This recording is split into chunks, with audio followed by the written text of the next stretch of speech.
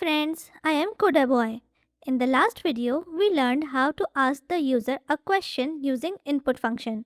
Today, we will learn an important rule about input. Whenever we use input, Python always gives us a string. Remember, a string is text. Even if the user types a number, Python still treats it as text. Let's see why that matters. Imagine we ask the user for their age. The user types, for example, 10.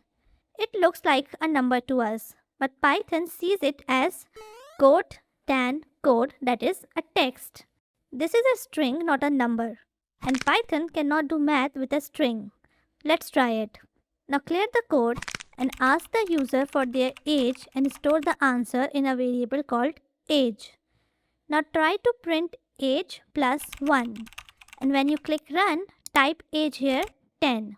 Now press enter and Python shows a red error. Why?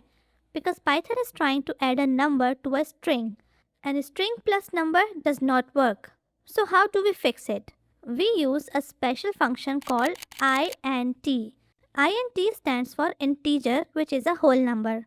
The integer function takes text that looks like a number and converts it into a real number.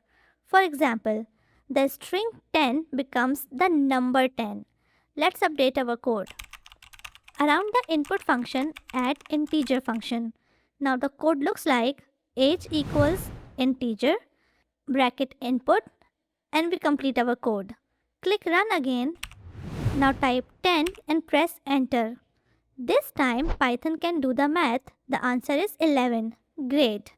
The value has converted into a number, so Python was able to add 1. So remember, input gives you a string, integer converts that string into a number. Now let's build a small real program. First, ask the user for their name, then ask for their age. Use integer to convert the age into a number. Finally, print a message like hi, the name, next year you will be, and here age plus 1. Run the code and it says, hi Sam, next year you will be 11. As we enter the age 10, it shows the message 10 plus 1, 11. Pretty cool. Now our program can work with both text and numbers. In the next video, we will learn how to make decisions in our programs using if and else. I'll see you in the next one. Goodbye.